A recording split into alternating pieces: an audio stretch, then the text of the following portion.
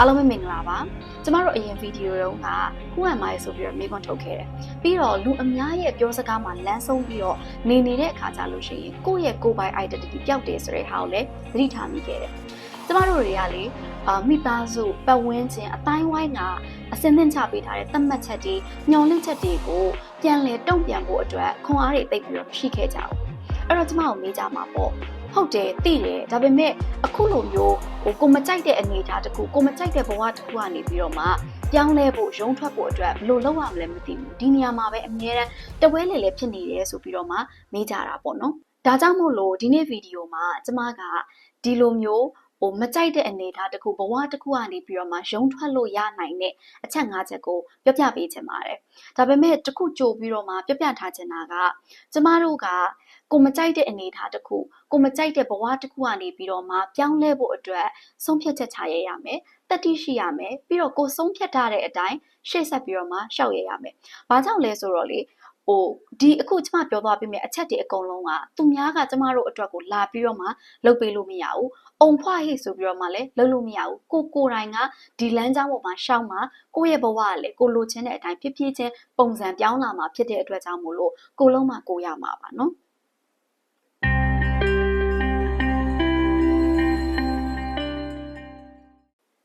ကဲဒါဆိုလို့ရှိရင်ဒီအချက်၅ချက်ကဘာတွေဖြစ်မလဲဆိုတဲ့ဟာကိုနားထောင်ကြည့်လိုက်ရအောင်အခုလက်ရှိကျမတို့ရဲ့မကြိုက်ဘူးဆိုတဲ့အနေအထားမပျော်ဘူးဆိုတဲ့ဘဝတွေကိုပြောင်းလဲဖို့အတွက်ဘာလုပ်လို့ရလဲ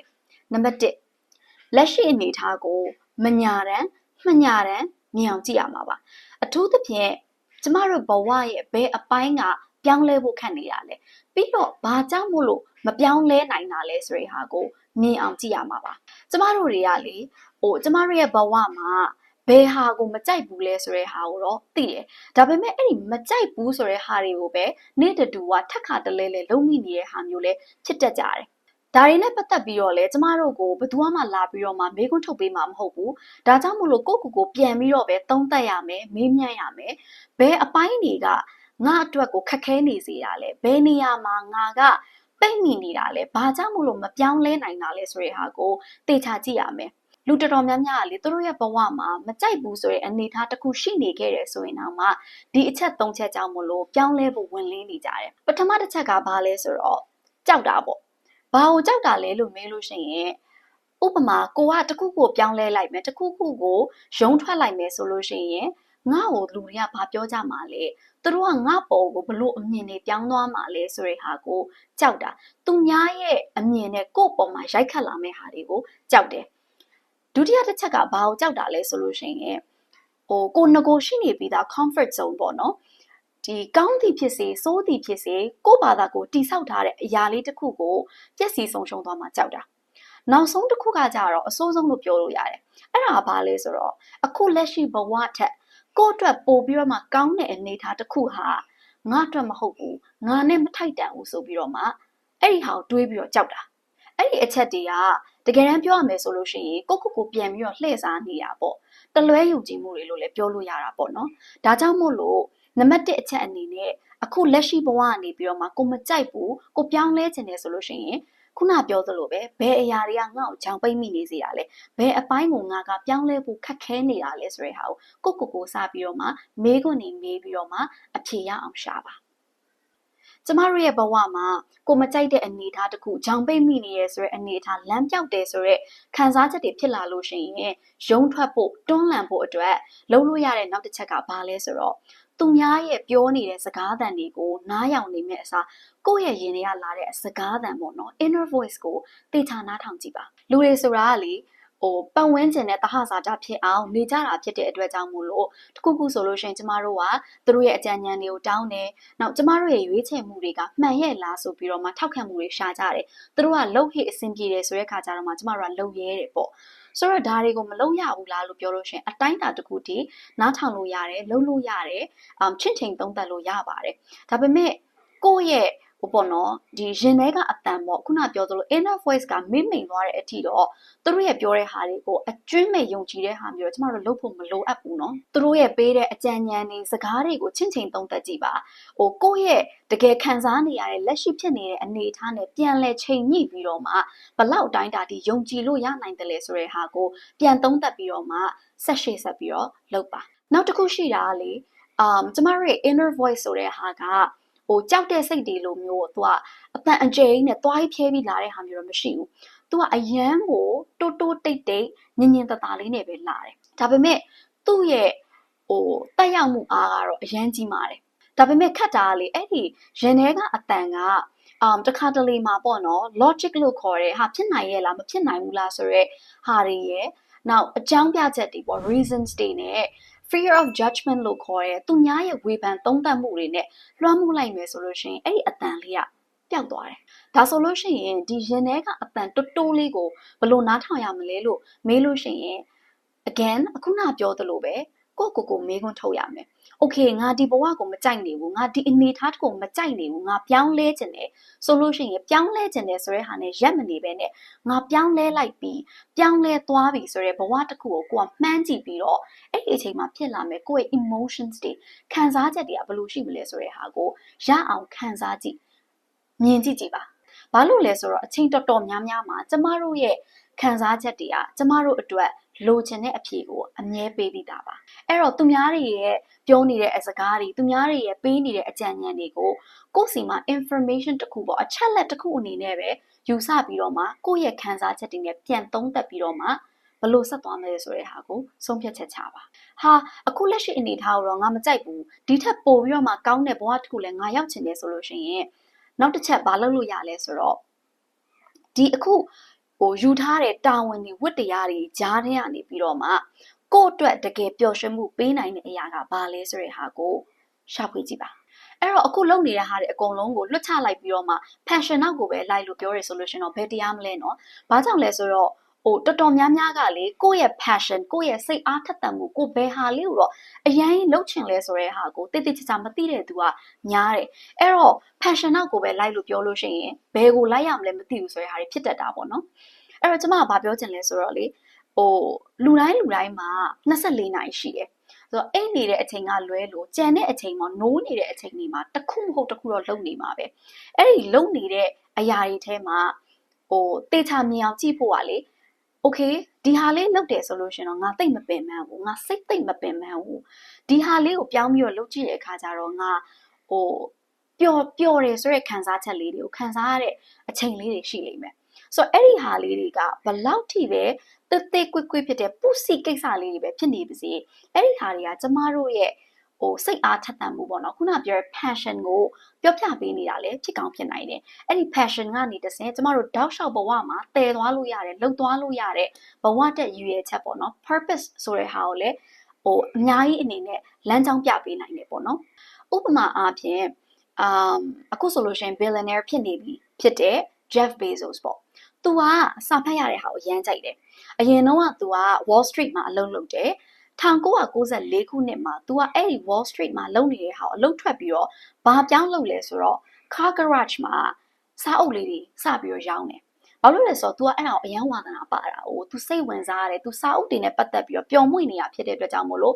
ဒီအယံကောင်းမွန်လာပါတယ်ဆိုရဲအလုပ်ကြီးကနေထွက်ပြီးတော့မှ तू စာအုပ်ရောင်းတဲ့အလုပ်ကိုလုပ်တယ်။အဲ့ဒါပြီးတဲ့အချိန်ကစပြီးတော့မှ तू ဒါကိုတောက်လျှောက်လှုပ်လာခဲ့တဲ့အခါကျတော့ Amazon ဆိုရဲ empire ကြီးကို तू တည်ထောင်လိုက်ပြီးတော့မှအခုဆိုလို့ရှိရင် billion ပေါင်း240ကျော် तू ချမ်းသာနေပြီ။အဲ့ဒါ passion နောက်ကိုလိုက်တဲ့သူတွေရဲ့အောင်မြင်မှုပေါ့နော်။ဒါ example လေးတစ်ခုပေါ့။နောက်တစ်ခုဘာကိုပြောလို့ရလဲဆိုလို့ရှိရင်ကျမတို့ကြိုက်တဲ့ Harry Potter ပေါ့ Harry Potter လူတော်တော်များများသိကြမယ်ဒီ Harry Potter ကိုရေးတဲ့စာရေးဆရာမ J.K. Rowling က तू က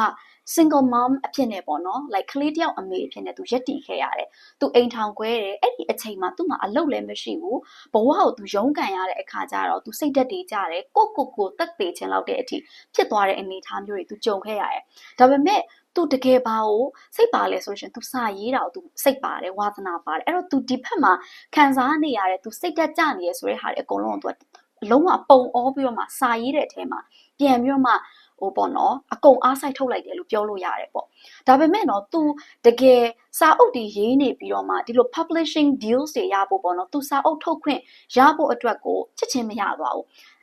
12ကြိမ်တိုင် तू အငင်းခံရတယ်ဒါပေမဲ့ तू လုံးဝလက်မလျှော့ဘူး तू quit မလုပ်ဘူး तू အရှုံးမပေးဘူး तू ဒီဟာကိုပဲဆက်လုပ်တဲ့အခါကျတော့အခုဆိုလို့ရှိရင်အရန်ကိုနာမည်ကျော်တဲ့စာရေးဆရာမတယောက်အဖြစ်ရက်တည်နေပြီဆိုတော့ပြောချင်တာကဘာလဲဆိုလို့ရှိရင်ကျမတို့ရဲ့ဘဝမှာဘလောက်ထိပဲခုနပြောသလိုပေါ့နော်တင်းငယ်တဲ့ကိစ္စလေးတွေဖြစ်နေပါစေကျမတို့ကိုလမ်းကြောင်းပေါ်ရောက်အောင်တွန်းပို့ပေးနိုင်တဲ့အချက်ပြမီးလေးတွေဖြစ်နိုင်တယ်မိတ်တုံလင်းနေတဲ့မီးလေးတွေဖြစ်နိုင်တာပေါ့ဆိုတော့ကိုယ့်ရဲ့တနေ့တာလုပ်တဲ့ဟာတွေမှာကိုယ့်အတွက်ဘာကအင်အားဖြစ်စေလဲဘယ်အရာတွေကကိုယ့်အတွက် energy ပိုရစေလဲ energy ကုန်သွားတာမဟုတ်ပဲနဲ့ကိုယ့်အတွက်ပိုပြီးတော့မှအင်အားတွေဖြစ်လာစေတဲ့အရာလေးတွေကဘာလေးတွေလဲဆိုတဲ့ဟာကိုသေချာမြင်အောင်ကြည့်ပြီးတော့အဲ့ဒီဟာကိုရအောင်အချိန်လေးပေးပြီးတော့မှလုပ်ကြည့်ပါပျော်ရွှင်မှုအလင်းတန်းလေးကိုရှာကြည့်ပါတခါတလေကိုပြန်ပြီးတော့မှသုံးသပ်လိုက်တဲ့ခါကြလို့ရှင်ဟာအခုဖြစ်နေတဲ့အနေအထားကြီးကဘာကြီးမှန်းကိုမသိပါဘူးဘာဆက်လုပ်ရမယ်လဲမသိပါဘူးဆိုပြီးတော့မှဖြစ်နေတယ်ပြီးတော့ကိုမှန်းထားတဲ့အိမ်မက်တွေကလည်းကိုနဲ့အဝေးကြီးဖြစ်နေတယ်ဆိုတဲ့ခါကြလို့ရှိရင်လှုပ်လို့ရတဲ့အချက်နောက်တစ်ချက်ကကိုရှောက်ရမယ့်လမ်းကဘလောက်ထိပဲဝေတီဝါတာဖြစ်နေပါစေရဲကြီးဆက်လျှောက်ပါဘာကြောင့်လဲဆိုတော့လမ်းကြောင်းပေါ်ရောက်မှလမ်းစာကမြင်ရမှာမို့လို့ပါဒီအချက်ကကျမတို့ရောက်ချင်တဲ့ဘဝတွေနဲ့မက်ချင်တဲ့အိမ်မက်တွေပေါ့နော်ဒါတွေအကုန်လုံးကိုလှန်လန်းမိဖို့အတွက်တားဆီးနေတဲ့အချက်လို့လည်းကျမထင်တယ် stuck ဖြစ်နေစေတာပေါ့ဘာကြောင့်လဲဆိုတော့ကြောက်တယ်လေမရေရာမသေးချာနေတဲ့အနေအထားတစ်ခုကိုဘလို့သွားရမလဲ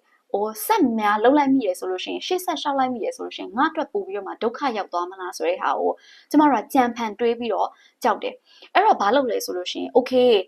ငါမှာတော့အိမ်မက်တစ်ခုရှိရယ်ဒါပေမဲ့အဲ့အိမ်မက်ကိုရအောင်သွားဖို့အတွက်ငါ plan တွေချမယ်ငါအစီအစဉ်တွေဆွဲမယ်အကောင့်ထဲပေါ်မယ်ပေါ့အဲ့လိုမျိုးအများကြီးလုပ်ကြတယ်ဒါပေမဲ့အဲ့လိုမျိုးအကောင့်ထဲပေါ်တဲ့နေရာမှာ okay ငါ plan တစ်ခုရလာပြီအစီအစဉ်တစ်ခုငါဆွဲပြီးပြီဆိုလို့ရှိရင်တော့ငါအတွက်ပို့ပြီးတော့မှရှင်းလင်းပြတ်သားတဲ့လမ်းတစ်ခုပေါ်မှာငါရှောက်နိုင်မှာပဲလို့တော့တော်တော်များများထင်ကြတယ်ဒါပေမဲ့ပြဿနာကဘာလဲဆိုတော့အဲ့လိုမျိုးတွေးပြီးတော့မှကြောက်နေတဲ့အနေအထားတစ်ခုမှာကျမတို့မလုပ်ဖြစ်တဲ့ဟာခုနပြောတဲ့အစီအစဉ်တွေလည်းမဆွဲဖြစ်ဘူး plan တွေလည်းမလုပ်ဖြစ်ဘူးဘာမှလည်းအကောင့်ထဲမပေါ်ဖြစ်ဘူးအဲ့တော့ဘာမှမလုပ်ဖြစ်တဲ့အတွက်ကြောင့်မလို့ကျမတို့စီမှာရှင်းလင်းပြတ်သားမှုတွေဆိုတာလည်းရမလာဘူးအချိန်ပဲကုန်သွားတာပေါ့နော်ကျမရဲ့အမြင်ကတော့လေရှေ့ဆက်တိုးဖို့အတွက်ကြောက်နေတာမို့လို့ plan ဆိုတဲ့ဟာကိုခေါင်းစဉ်တက်ပြီးတော့ပတ်ပြေးနေရလို့တော့ထင်တာပဲအဲ့ဒါကြောင့်မို့လဲရှေ့ဆက်သွားဖို့ခက်နေတာပေါ့ရှေ့မရောက်တာပေါ့နော်တကယ်တမ်းကလေကျမတို့ရဲ့အဲ့ကြောက်လာပါတယ်ဆိုတော့မရေရာမသေးချာမှုတွေ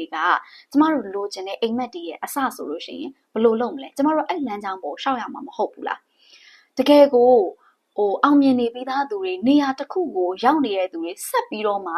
ှသွားနေတဲ့သူတွေကိုကြည့်လိုက်မယ်ဆိုလို့ရှိရင်သူတို့ကိုယ်တိုင်ကလည်းဟာ plan ကြီးတွေရှိတော့မှ strategy တွေချပြီးတော့မှဟာနီးဖြူဟာတွေကဘယ်လိုတွေရောဘာတွေရှိနေပြီးဘယ်လိုလမ်းတွေပေါ်မှာငါတို့ကရှောက်နေပြီးအကောင့်ထဲဖော်နေပြီးဆိုရဲဟာတွေတက်စားလို့ရှိရင်မရေရာမတိကြပဲနဲ့သွားပြီးတော့မှစလုပ်လိုက်ရတဲ့ဟာတွေကများတယ်ဆိုတော့စပြီးသွားလိုက်တဲ့အချိန်ကျတော့မှဖြည်းဖြည်းချင်းလမ်းကြောင်းလေးတွေကပေါ်လာတာပေါ့နော်အဲ့တော့အချိန်တစ်ခုကြာလို့ကိုလိုချင်တဲ့နေရာလေးကိုရောက်ပြီဆိုတဲ့အခါကျလို့ရှိရင်နောက်ပြန်လှည့်ကြည့်လိုက်တဲ့အခါကျတော့ကျမတို့ရဲ့ရှောက်ခဲ့တဲ့လမ်းတွေအကုန်လုံးကလုံးဝဂျိုင်းခွက်တွေရောအပေါက်တွေရောပေါ့နော်အခက်အခဲတွေအများကြီးနဲ့စူးတွေတန်တွေခင်းထားတဲ့ဟာတွေအများကြီးနဲ့ကျမတို့ကစူးစမ်းပြီးတော့မှဖြတ်ခဲ့တဲ့လမ်းတွေဆိုတဲ့ဟာကိုပြန်ပြီးတော့မှတွေ့ရတယ်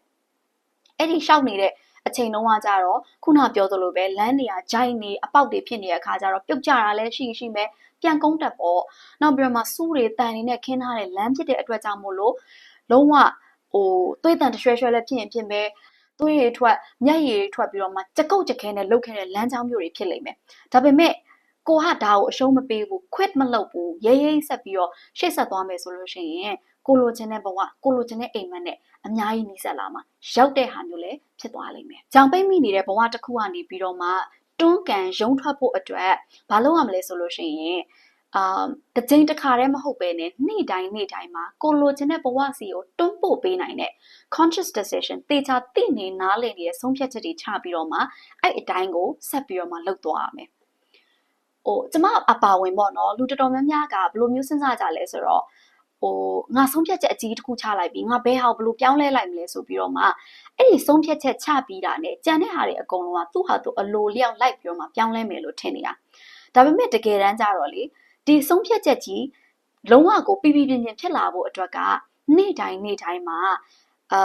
ဟိုပေါ့ရွေးချယ်မှုအသေးလေးတွေကိုလုပ်သွားရတယ်ရွေးချယ်မှုအသေးလေးတွေနဲ့ကိုလိုချင်တဲ့နေရာနဲ့ကိုလိုချင်တဲ့ဆုံးဖြတ်ချက်ကိုတွန်းပို့ပေးနိုင်တဲ့အရာလေးတွေကိုဖန်တီးရတယ်။ဘာကြောင့်လဲဆိုတော့ဆုံးဖြတ်ချက်ကြီးတစ်ခုချလိုက်ပြီးပြီဆိုတာနဲ့သူ့ဟာသူအလိုလိုပြောင်းလဲမှာမဟုတ်ဘူး။ငါရဲ့အိမ်မက်ကတော့ဒါပဲငါဟာဒီလိုလူစားမျိုးဖြစ်ရမယ်ဒီလိုဘဝမျိုးငါရအောင်ဖန်တီးမယ်ဆိုပြီးတော့မှဆုံးဖြတ်ချက်ချလိုက်ပေမဲ့ကိုယ့်ရဲ့နေ့တူကလုံနေတဲ့အ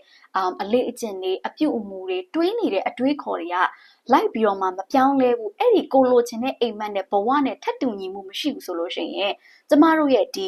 ီပေါ့နော်နေ့တူကဖြစ်နေတဲ့ present ကာလပေါ့ပစ္စုပန်အနေထားမှာလည်းဘာမှလိုက်ပြီးတော့မှပြောင်းလဲလာမှာမဟုတ်ဘူးအဲ့တော့ဘယ်လိုမျိုးဖြစ်တတ်ကြလဲဆိုလို့ရှိရင်လေငါအရန်စူးစမ်းနေတယ်ငါအရန်ကိုအလုံးလုံးနေရဆိုပြီးတော့မှဒါပေမဲ့ကိုလိုချင်တဲ့အနေထားတခုမရောက်လာတဲ့အခါကျတော့ကံပေါ့နော်ကံကိုသွားပြီးတော့မှအပြစ်တင်ကြတယ် blame လုပ်ကြတယ်ဟာငါကံမကောင်းဘူးငါဘလောက်ပဲစူးစမ်းကံတရားငါဘက်မှာမပါဘူးဆိုပြီးတော့မှသွားပြီးတော့မှအပြစ်တင်တဲ့ဟာမျိုးလည်းရှိတတ်ကြတယ်ပေါ့နော်ဒါပေမဲ့အဲ့ဒါကဘာလဲဆိုလို့ရှိရင်ပေါ့the law of cause and effect ပေါ့အကြောင်းနဲ့အကျိုးပဲပေါ့နော် input ရှိလို့ရှိရင် output ရှိတယ်အကယ်၍ကျမတို့ကထားပါတော့နော်စပစ်တီစားခြင်းလေဆိုလို့ရှိရင်ကျမတို့စပစ်ပင်ဆိုင်ရမယ်စပစ်တီစားခြင်းတဲ့ဟာကိုပန်းသီးပင်ဆိုင်နေလို့လည်းမရဘူးဘာအပင်မှမဆိုင်ဘူးဆိုလို့ရှိရင်လည်းကျမတို့ဒီစပစ်တီကိုစားရမှာမဟုတ်ဘူးလေနော်အဲ့တော့ကျမတို့ရဲ့ဒီစိုက်ထုတ်လိုက်တဲ့ခွန်အားတွေနဲ့တနေ့ကိုလုံနေတဲ့အပြုမှုတွေအလေးအကျင့်တွေအတွေးခေါ်တွေကကျမတို့လိုချင်တဲ့အိမ်မက်တွေကိုခုနပြောသလိုပဲအတိုင်းအတာတစ်ခုထိရောက်အောင်တွန်းပို့ပေးနိုင်တဲ့ input တွေဖြစ်တော့မှကျမတို့ရဲ့အိမ်မက်တွေတကယ်ကိုအကောင့်ထဲပေါ်လာပြီးဆိုတော့ output တွေလည်းရမှာဖြစ်တယ်အဲ့တော့တချို့ရက်တွေမှာကျမတို့ချထားတဲ့အိမ်မက်တွေကအရန်အလန်းဝေးနေလို့ကိုလှုပ်ရတဲ့အလုပ်တွေကလည်းလုံးဝထားပါတော့နော်တောင်ကြီးတောင်ပေါ်လုံးဝကြကုတ်ကြခဲနဲ့အဲ့လိုမျိုးစ조사ရုန်းကန်ပြီးတော့မှတက်ရတဲ့အရန်ပင်ပန်းနေဆိုတဲ့ရက်တွေရှိရဲဒါပေမဲ့အဲ့လိုရက်တွေမှာလေကိုပြန်ပြီးတော့မှโอเคငါရဲ့အိမ်မက်ကဒီလိုရှိတယ်ဒီအိမ်မက်ကလေးကိုငါရအောင်လုပ်ဖို့အတွက်ဒီအပြုတ်မှုတေးသေးလေးတွေတော့ငါပြောင်းလဲလိုက်တယ်ငါပြောင်းလဲလိုက်နိုင်တယ်ဒီ decision လေးတွေတော့ငါချနိုင်တယ်ဆိုတော့ပေါ့နော် small victory လေးတွေပေါ့အောင်မြင်မှုတေးသေးလေးတွေလည်းကို celebrate လုပ်တတ်ရမယ်ကိုပြန်ပြီးတော့မှခွန်အားဖြစ်စေတယ်ဆိုတော့ conversation စီစကားတွေလည်းပြောပြရမယ်အဲ့ဒါမျိုးတွေနဲ့ပဲကိုကဖြည်းဖြည်းချင်းကိုလိုချင်တဲ့အိမ်မက်နဲ့ကိုလိုချင်တဲ့ဘဝကိုရောက်အောင်သွားရမယ်ဘာကြောင့်လဲဆိုချစ်ချင်းဖြစ်လာဖို့အတွက်ကကြတော့ခက်ခဲတယ်လေဒါပေမဲ့တနေ့ကိုလှုပ်သွားရဲဆိုလို့ရှိရင်ဥပမာထားပါတော့ဘန်မှာငွေစုထားသလိုပေါ့အချိန်ကြာလာတဲ့အခါအတိုးများရတော့ကျမရဲ့ငွေတွေတိုးပွားသွားသလိုပဲတနေ့မှာကျမတို့ရဲ့လုံနေတဲ့အလေးအကျင့်တွေအပြုတ်မှုတွေအတွေးခေါ်တွေကိုဖြည်းဖြည်းချင်းကိုလိုချင်တဲ့ဘဝစီကိုရောက်အောင်ပြောင်းလဲသွားမယ်လုံနေမယ်ဆိုလို့ရှိရင် compound effect ဖြစ်လာပြီးတော့အဲ့ဒီအိမ်မက်တွေကအကောင့်ထဲပေါ်လာမှာပဲကဲဒါဆိုလို့ရှိရင်အခုပြောပြပေးသွားတဲ့အချက်၅ချက်နဲ့ကျမတို့ရဲ့လိုချင်တဲ့ဘဝကျမတို့ရဲ့အိမ်မက်တွေကိုရအောင်အကောင့်ထဲပေါ်လိုက်ပါခုနပြောသလိုကြောင်ပိတ်မိနေတယ်လမ်းပြောင်းနေတယ်တက်နေတယ်ရက်နေတယ်ဆိုတော့ဘဝတွေကနေပြီးတော့မှစူးစမ်းပြီးတော့မှရုန်းကန်ထွက်ပါ